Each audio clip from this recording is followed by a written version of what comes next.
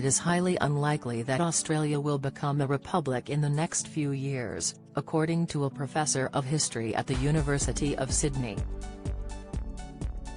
Since the ascension of King Charles to the throne last September following the Queen's death, the question of republicanism has gathered momentum there.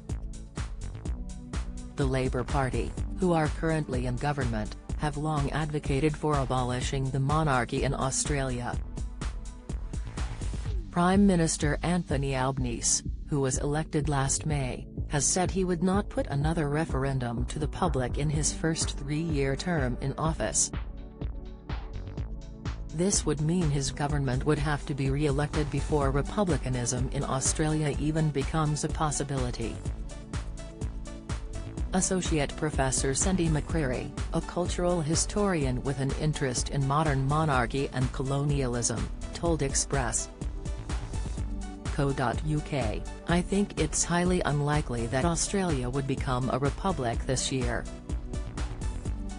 I don't think it's realistic to even have a referendum on becoming a republic until the current government is re-elected, if they're re-elected, and that wouldn't take place until 2025, which I think means realistically, there would be no referendum until 2026.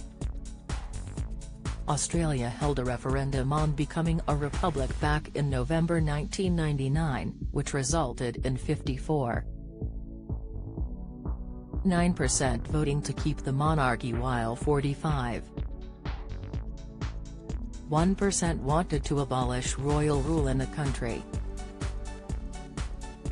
The public was polled recently as to whether the release of Prince Harry's memoir Spare and his TV interviews had made them more or less sympathetic to Australia remaining a monarchy.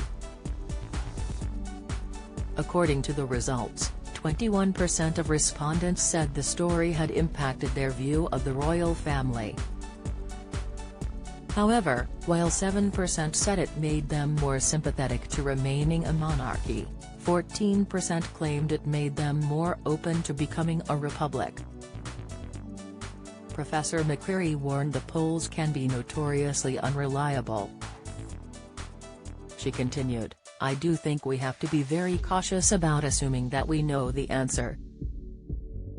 The other thing that's really important to note about this issue in Australia is that in 1999, when the last referendum on becoming a republic was held, it failed.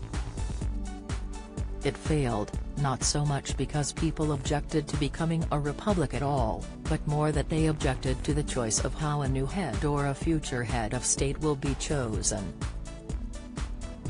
She explained, "I think that is still an issue that needs to be resolved before a successful vote on becoming a republic can take place.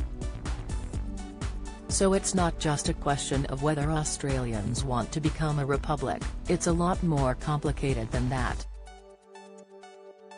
According to Professor Macquarie, if a referendum on a republic were to succeed, it would have to pass with a majority not only in the overall population, but also in each state and territory.